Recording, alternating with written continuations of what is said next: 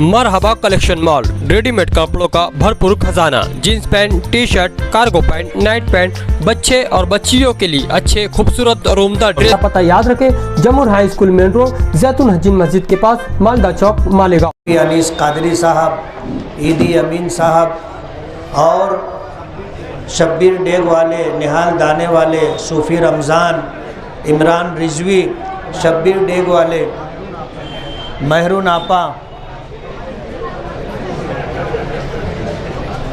दीगर सभी हमारे बुज़ुर्ग हजरात और नौजवान साथियों, लड़ाई बहुत मुश्किल थी, बहुत सख्त मरहला था।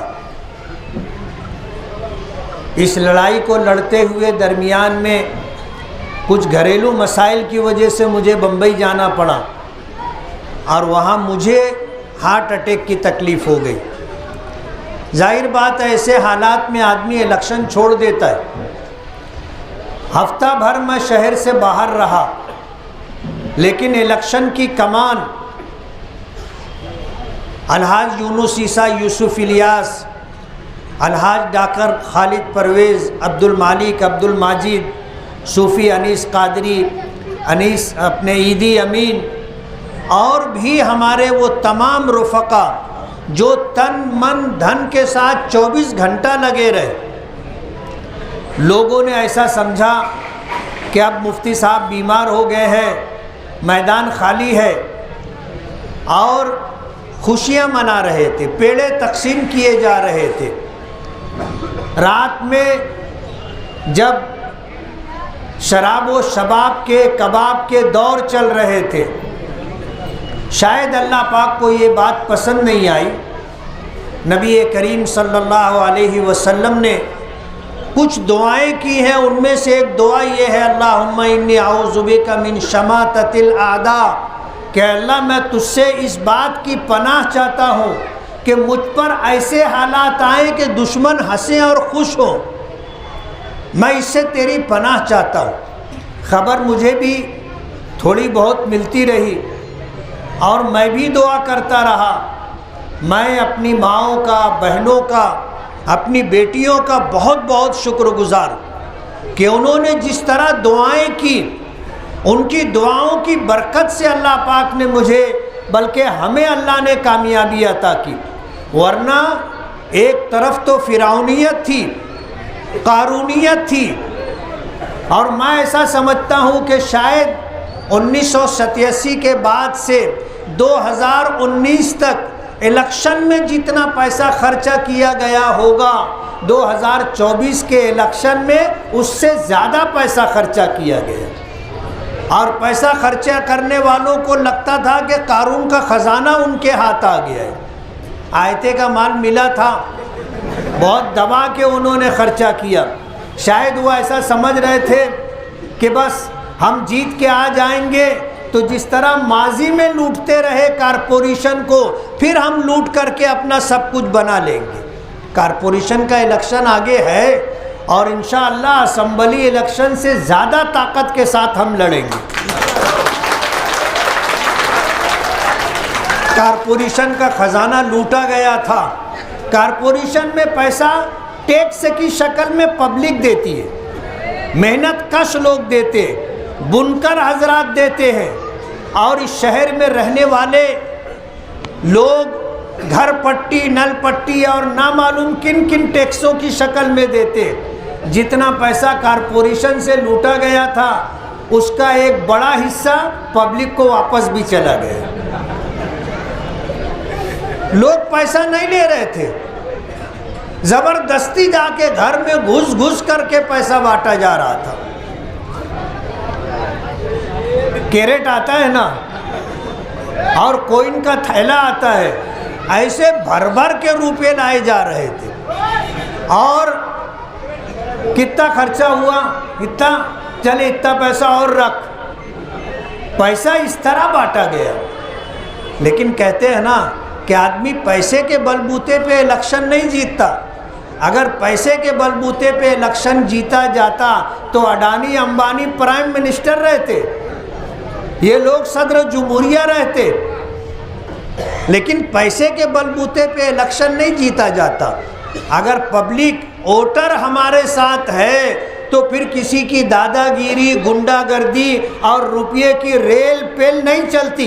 मालेगांव शहर ने इस चीज़ को अपनी आंखों से देख लिया। लोग पतंग का नाम लेने से डरते थे। मैं सलाम करूंगा अपने उन वोटरों को कि जब वो वोट देने के लिए निकले तो उनकी जान माल इज्जत व आबरू महफूज रहे, उनके बच्चे महफूज रहे, उनका मुस्तकबिल महफूज रहे। रिक्शे में रिक्शे वाले का नाम लेके बैठते थे कि भाई अपने के ना रिक्शे ही के वोट देवे के है। तो वो लोग भी खुश होते थे कि यार ये अपने ही वोटर हैं। ऐसे लोग भी हमको मिले कि जब बोगस वोट डाली जा रही थी तो ये जा करके लेते थे रिक्शे को वोट देने के नाम पर। आईडी लेते थे, चिट्ठी लेते थे और जा करके पतंग को वोट देते थे। अल्लाह की कुदरत है और दिलों पर अल्लाह का कब्ज़ा है, उसका तसर्रुफ चलता है। दिलों को फेरने वाली ज़ात अल्लाह रब्बुल आलमीन की ज़ात है। इतने सख्त हालात में सभी हमारे साथी परेशान थे और जिसको सियासी तौर पर जितनी सूझबूझ है वो उतना ज़्यादा फ़िक्रमंद था। हमारे अलहाज यूनुस ईसा साहब को मैं जब उनका चेहरा देखता था मैं भी डर जाता था कि अब अल्लाह खैर करे, लेकिन इत्मीनान था, एक तरह का इत्मीनान था कि इंशाअल्लाह जीत अपनी होगी। हमने जिस तरह का हिसाब व किताब ले करके हम चल रहे थे, हम बोगस वोट को रोक नहीं सके, ये एतराफ़ है हमको। बोगस वोट हम रोक नहीं सके और अलहाज यूनुस ईसा साहब तड़प करके बोलते थे कि बोगस वोट रुकना चाहिए, क्या करें, कैसे करें। लेकिन जाहिर बात है कोई रास्ता नहीं था और उसके सद्दे बाप के लिए हमारे पास कोई प्रोग्राम नहीं था। लेकिन अल्लाह की ज़ात पर एतमाद था कि हम अच्छाई और बुराई के उन्वान पर इलेक्शन लड़ रहे। और हुजूर का फरमान है अल हक़ को यालू वला युअला अलैहि, कि हक़ ही हमेशा गालिब रहता है।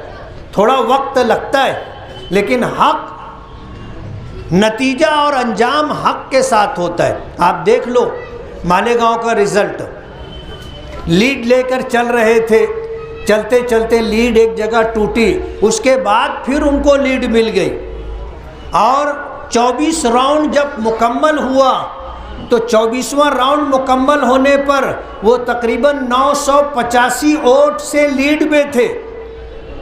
और जब पेटी या राउंड शुरू होता था तो एक साहब आवाज़ देते थे शुरू कीजिए इमाम साहब।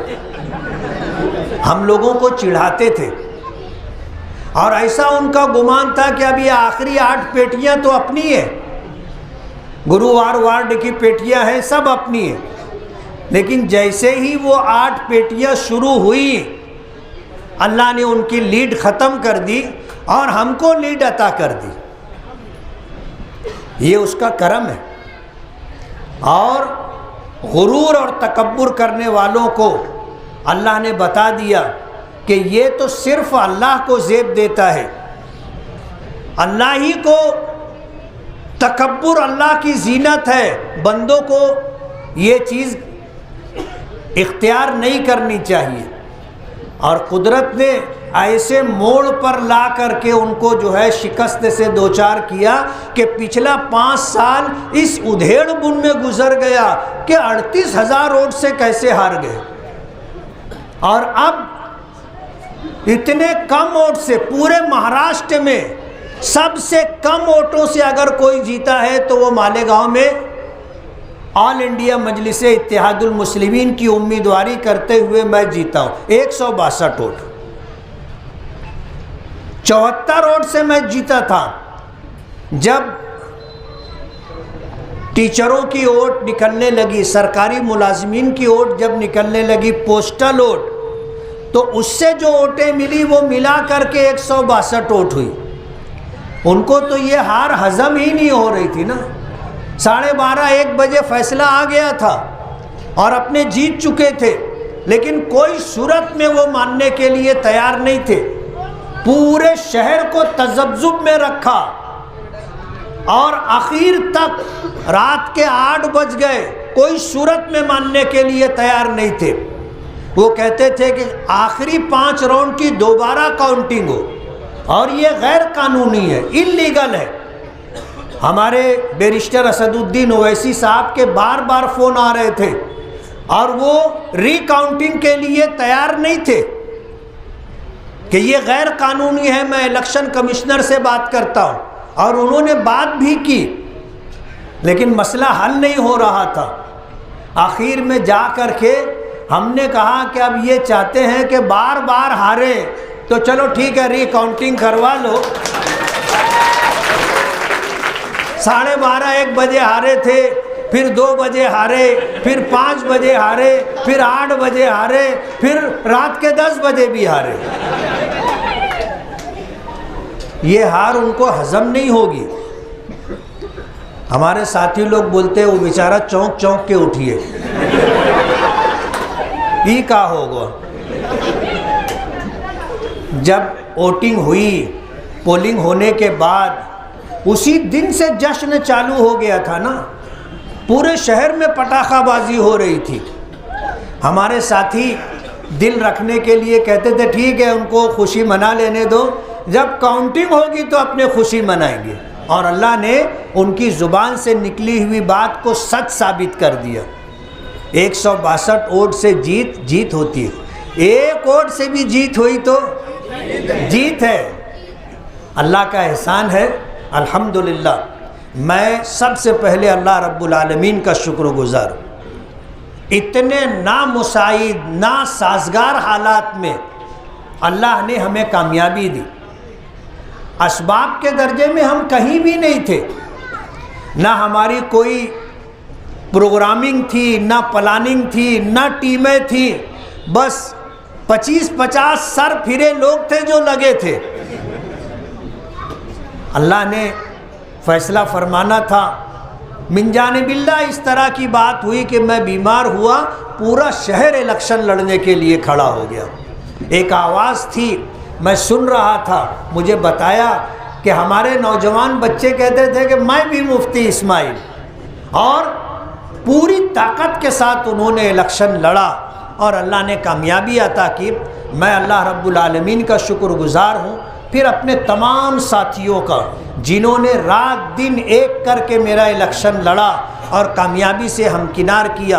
अपनी माओं का, बहनों का, अपनी बेटियों का शुक्रगुजार हूँ जिन्होंने अल्हम्दुलिल्लाह दुआएं की, मन्नतें मांगी, रोज़े रखे और तड़प तड़प करके अल्लाह से मांगा कि अल्लाह कामयाबी अता कर दे।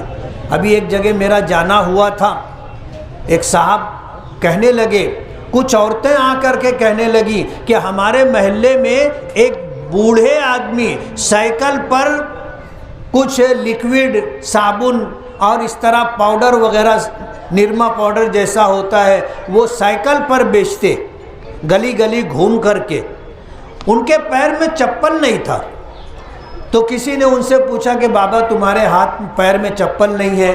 बोले जब तक मुफ्ती इस्माइल चुन के नहीं आएंगे मैं चप्पल नहीं पहनूंगा।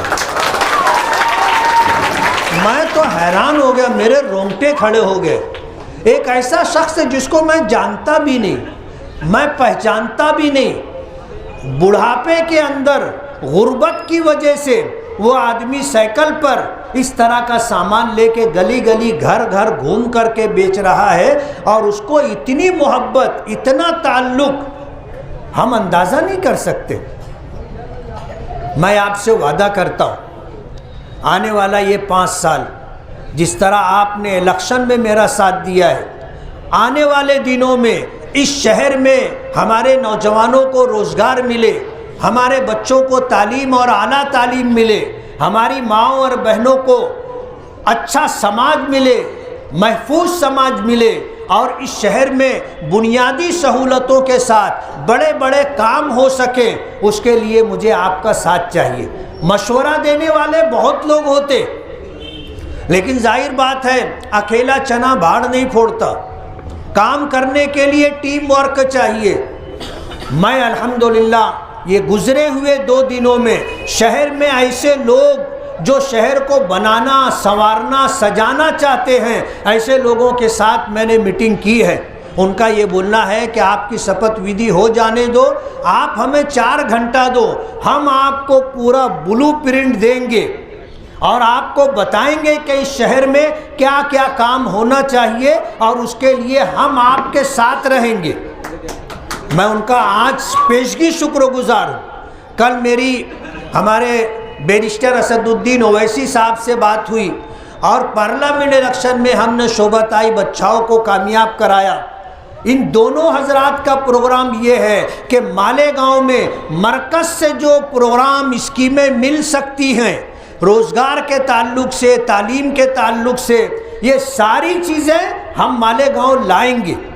महाराष्ट्र से लेकर के, मालेगांव से लेकर के बम्बई, दिल्ली तक इंशाअल्लाह हम अपने बड़ों का साथ लेकर के, मालेगांव से टीम लेकर के हम काम करेंगे और इंशाअल्लाह 5 साल ईमानदारी के साथ काम करेंगे। माजी में जो 5 साल गुजरे, पहला 2 साल तो कोरोना की नज़र हो गया, 2.5 साल कोरोना की नज़र हो गया, सारा प्रोग्राम चौपट हो गया, सारा प्रोग्राम चौपट हो गया। पूरी दुनिया रुक गई थी, सरकार के पास भी फंड और बजट नहीं था। 2.5 सालों में आज हमने जो कुछ किया है, अल्हम्दुलिल्लाह मालेगांव के लोगों ने अपनी आँखों से देखा। आज कल की तारीख़ में अल्हम्दुलिल्लाह चुन के आने के बाद, नतीजा रिज़ल्ट आने के बाद, हमने अज़ीज़ कल्लू स्टेडियम के सामने शिफा हॉस्पिटल का जो बड़ा रोड है, उस रोड का काम कल अल्हम्दुलिल्लाह हमने शुरू किया। जैसे हसनपुरे की गली गली हमने बना करके दिया है, इसी तरह दत्ता नगर जिसको कहते हैं, मौलाना मोहम्मद हनीफ मिल्ली नगर रहमतुल्लाह अलैह, उसकी भी गली गली हम पूरा महल्ला इंशाअल्लाह बना करके देंगे।